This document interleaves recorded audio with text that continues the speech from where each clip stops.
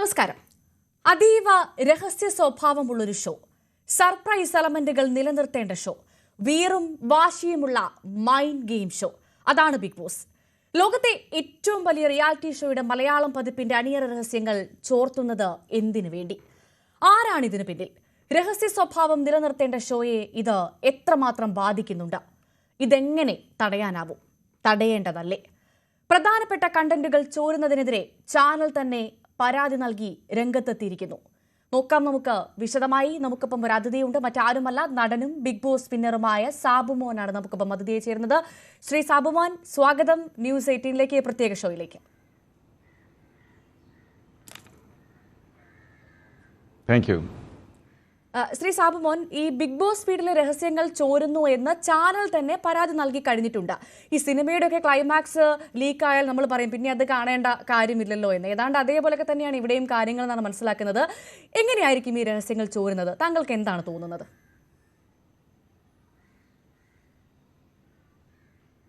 രഹസ്യങ്ങൾ ചോരാനുള്ള അവിടെയുള്ള ഏക വഴി എന്ന് പറയുന്നത് രണ്ട് രീതിയിൽ അവിടുന്ന് ചോരാം. ഒന്ന്, അവിടെ പോകുന്ന ഓഡിയൻസിന്റെ കൂട്ടത്തിൽ ഉള്ളവർ പുറത്തു വിടാം. ഇല്ല എന്നുണ്ടെങ്കിൽ അവിടെ ജോലി ചെയ്യുന്നവരുമായിട്ട് ഈ സോഷ്യൽ മീഡിയയിലുള്ള ഇത്തരം യൂട്യൂബ് ചാനലുകൾ നടത്തുന്ന ആളുകൾക്ക് എന്തെങ്കിലും തരത്തിലുള്ള ഒരു ബന്ധം ഉണ്ടാക്കി വെച്ചിട്ടുണ്ടാകാം. അങ്ങനെ വളരെ ചുരുങ്ങിയ മാർഗങ്ങളേ ഉള്ളൂ ഇത് ചോരാൻ വേണ്ടിയുള്ള സാധ്യതകൾ. ശരി. ഇപ്പം നമ്മൾ ഈ സോഷ്യൽ മീഡിയയിലൊക്കെ മുഴുവനായിട്ട് കാണാറുണ്ട്.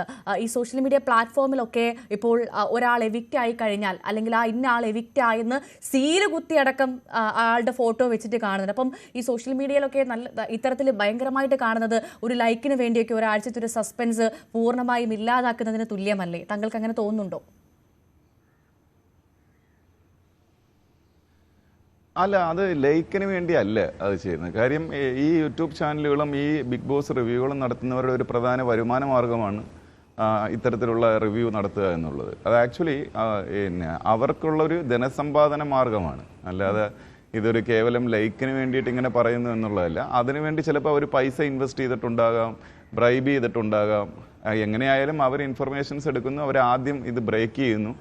അപ്പോൾ ആ ബ്രേക്ക് ചെയ്യുമ്പോൾ അവർക്കായിരിക്കും ഏറ്റവും കൂടുതൽ വ്യൂസ് കിട്ടുന്നത്. ഇപ്പം നമുക്ക് എല്ലാവർക്കും അറിയാവുന്ന ഒരു കാര്യമാണ്, ഇപ്പം യൂട്യൂബ് പോലെയുള്ള ചാനലുകളിൽ ലൈക്ക് ഈ വ്യൂസ് വീഴുന്നതനുസരിച്ച് അവരുടെ വരുമാനം കൂടിക്കൊണ്ടിരിക്കും. അപ്പോൾ ഇതൊരു ബിസിനസ് മാത്രമാണ്. പക്ഷെ നമ്മൾ അതിനകത്ത് പാലിക്കേണ്ട ഒരു മിനിമം മൊറാലിറ്റി ഉണ്ട് എന്നുള്ളതാണ് കാര്യം.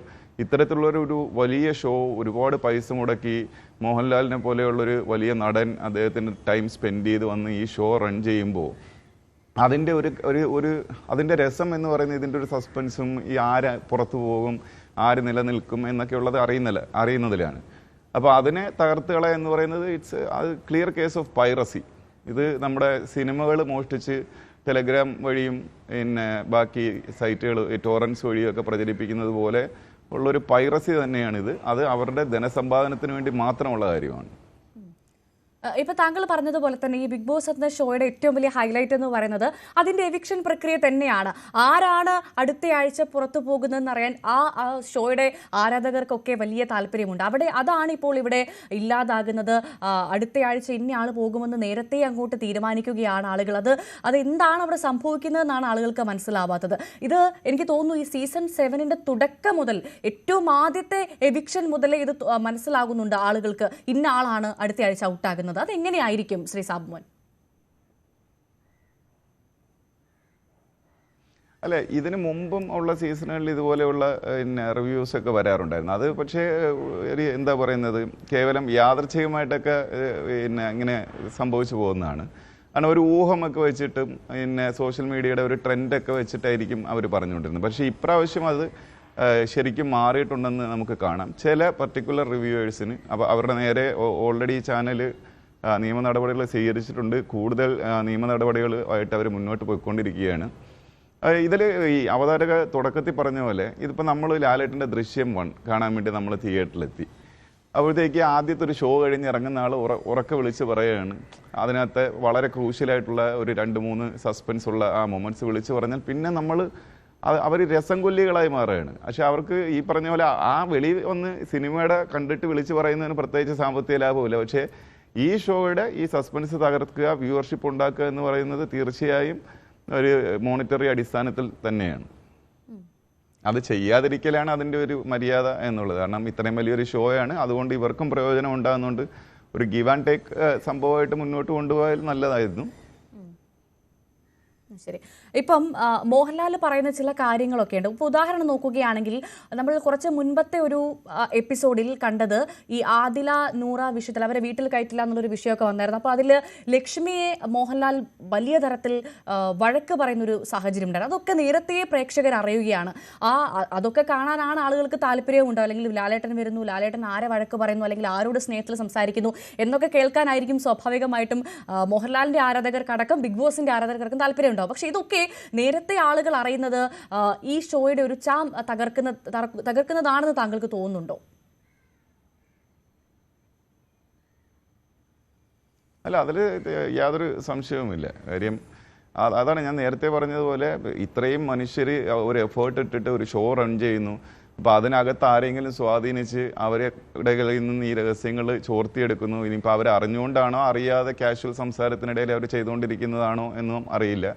എന്തായാലും അവിടുന്ന് വിവരങ്ങൾ ശേഖരിച്ചത് കാണിക്കുന്നത് വളരെ മോശമായിട്ടുള്ളൊരു പ്രവൃത്തിയായിട്ടാണ് എനിക്ക് തോന്നിയിട്ടുള്ളത്.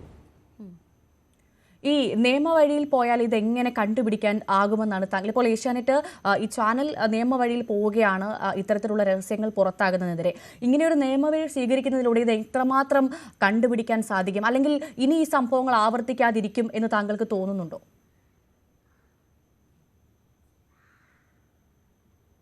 അത് തീർച്ചയായും കണ്ടുപിടിക്കാൻ പറ്റുമല്ലോ. കാര്യം ഇതിനെക്കാട്ടിയും വലിയ സംഭവങ്ങൾ കണ്ടുപിടിക്കുന്ന ആളുകളാണ് നമ്മുടെ കേരളത്തിൻ്റെ സൈബർ പോലീസ്. അപ്പോൾ അവരെ സംബന്ധിച്ച് വളരെ നിസ്സാരമായിട്ട് ഇതെങ്ങനെയാണ് എന്ന് കണ്ടുപിടിക്കാൻ പറ്റും. അതിൽ യാതൊരു തർക്കവുമില്ല. അപ്പോൾ എന്തായാലും അത്തരം നടപടികളുമായിട്ട് മുന്നോട്ട് പോകുന്നെന്നാണ് ചാനലിൽ നിന്ന് എനിക്കറിയാൻ കഴിഞ്ഞത്. ഇപ്പോൾ തന്നെ കുറച്ച് കേസുകൾ ഫയലായിട്ടുണ്ട്. ബാക്കി നോട്ടീസസും പരിപാടികളും പിറകെ വരുന്നതായിരിക്കും. ശരി. ഈ ബിഗ് ബോസ് 7 വീട്ടിൽ നിന്ന് ഏറ്റവും വലിയൊരു രഹസ്യം പുറത്തായത് എന്തെന്ന് ചോദിച്ചാൽ താങ്കൾ എന്ത് ഉത്തരം പറയും?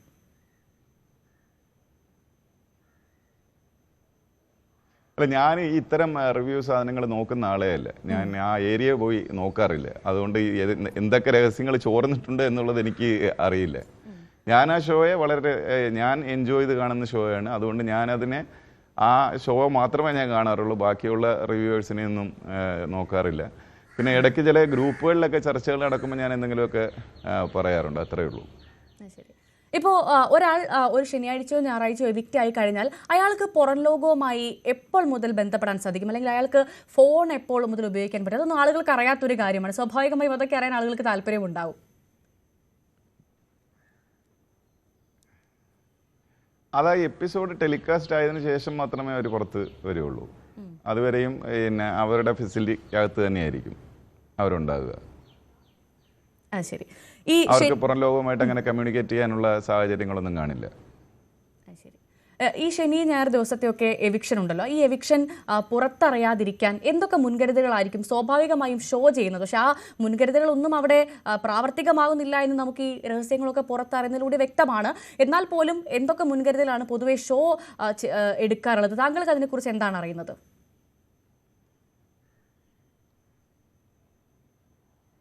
ഇതിൻ്റെ പ്രൊഡക്ഷൻ സൈഡ് പറയാതിരിക്കുന്നതായിരിക്കും നല്ലത്. പക്ഷേ അവർക്ക് നിയതമായ ഒരു ചട്ടക്കൂടും നിയമാവലിയൊക്കെ ഉള്ളതാണ്. കാരണം പ്രത്യേകിച്ചൊരു വലിയ ഇൻ്റർനാഷണൽ കമ്പനിയാണ് അത് റൺ ചെയ്യുന്നത്. അവർക്ക് അവരുടേതായ അവർ ഷൂട്ട് ചെയ്യാൻ വേണ്ടിയുള്ളൊരു പ്രോസസ് ബുക്കുണ്ട്. അപ്പോൾ അതനുസരിച്ച് മാത്രമേ ഇത് മുന്നോട്ട് പോവുകയുള്ളൂ. പിന്നെ ഇതിനകത്ത് കുറേ പ്രാക്ടിക്കാലിറ്റി ഉള്ള വിഷയം എന്ന് പറഞ്ഞാൽ നമ്മൾക്കിപ്പോൾ അവിടെ ജോലി ചെയ്യുന്ന എല്ലാ ക്രൂവിൻ്റെയും ഫോണും സാധനവും ഈ കണ്ടസ്റ്റൻസിനെ പോലെ തന്നെ വാങ്ങി വെച്ചിട്ടൊന്നും ഈ ഷോ റൺ ചെയ്യാൻ പറ്റില്ല. പിന്നെ പല ഷിഫ്റ്റുകളിലുള്ള മനുഷ്യരാണ്, അവരെയും ഈ കണ്ടസ്റ്റൻസിനെ പോലെ അതിനകത്ത് വെക്കാൻ പറ്റില്ലല്ലോ. അപ്പം അങ്ങനെയുള്ള എന്തെങ്കിലും സംവിധാനത്തിലൂടെയൊക്കെ ആയിരിക്കണം ഒരു പക്ഷേ ഇൻഫർമേഷൻ പുറത്തു പോകുന്നത്, അല്ലാതെ വേറെ വഴികളൊന്നും ഇല്ല. എന്തായാലും ഈ ബിഗ് ബോസ് സർപ്രൈസ് നിലനിർത്തണമെങ്കിൽ ഈ ചോർച്ച അത് തടഞ്ഞേ മതിയാകുള്ളൂ. അപ്പോൾ നിയമ നടപടി തന്നെ ഒരു വഴിയുള്ളൂ അല്ലേ പ്രധാനമായിട്ടും? തീർച്ചയായും. പിന്നെ ചാനൽ അവരുടെ ഭാഗത്തു നിന്നും വളരെ ഗൗരവമായിട്ട് അന്വേഷണം നടത്തുന്നുണ്ട്. അതേപോലെ നിയമ നടപടികളും വളരെ വ്യക്തമായി മുന്നോട്ട് പോകുന്നുണ്ട്. അവർക്ക് വലിയ ലീഗൽ ടീം തന്നെയുണ്ട്. പിന്നെ ഇതിനകത്ത് നമ്മൾക്കിപ്പോൾ നിയമ യുദ്ധമൊക്കെ നടത്തി അങ്ങോട്ടും ഇങ്ങോട്ടും ഒക്കെ ഇങ്ങനെ ആകാം എന്നതിലുപരി നമ്മൾ ഈ ഷോയുടെ ഇപ്പം ഞാനൊരു റിവ്യൂവർ ആണെന്നുണ്ടെങ്കിൽ ഈ ഷോയുടെ നിലനിൽപ്പ് എൻ്റെയും കൂടെ നിലനിൽപ്പിൻ്റെ ഭാഗമാണ്. ആ രീതിയിലും കൂടെ നമ്മൾ ചിന്തിക്കണം. കാര്യം ഇനിയും ഈ ഷോ മുമ്പോട്ട് രസകരമായി പോയാൽ മാത്രമേ എനിക്ക് ഇനിയും ഈ ബിഗ് ബോസിൻ്റെ കണ്ടന്റ് ഉപയോഗിച്ച് എനിക്ക് കണ്ടന്റുകൾ ഉണ്ടാക്കാൻ കഴിയൂ എന്നുള്ളത് മനസ്സിലാക്കണം. അപ്പം അത് നമ്മൾ തന്നെ എടുക്കേണ്ട കുറേ നിയന്ത്രണങ്ങളും കൂടെ ഉണ്ട്. പക്ഷെ അത് എത്രത്തോളം പ്രാവർത്തികമാകുമെന്നും അറിയില്ല. നമുക്കിരുന്ന് പറയാവുന്നേ ഉള്ളൂ. കാര്യം പ്രത്യേകിച്ച് ഈ സോഷ്യൽ മീഡിയ പാരലൽ വേൾഡിൽ ഇത്തരത്തിലുള്ള യാതൊരു നിയമങ്ങളും ബാധകമല്ലാത്തൊരു ഏരിയയാണ്. ശരി, ഈ ഷോ നടത്തുന്ന ആളുകളുടെ ഒരു ഫേവറിസം ഇപ്പോൾ വലിയ തരത്തിൽ ചർച്ചയാകുന്നുണ്ട്. യഥാർത്ഥത്തിൽ അങ്ങനെ ഒരു ഫേവറിസം ഈ ഷോ ടീംസിനുണ്ടോ? താങ്കൾക്ക് എന്താണ് തോന്നുന്നത്? താങ്കൾ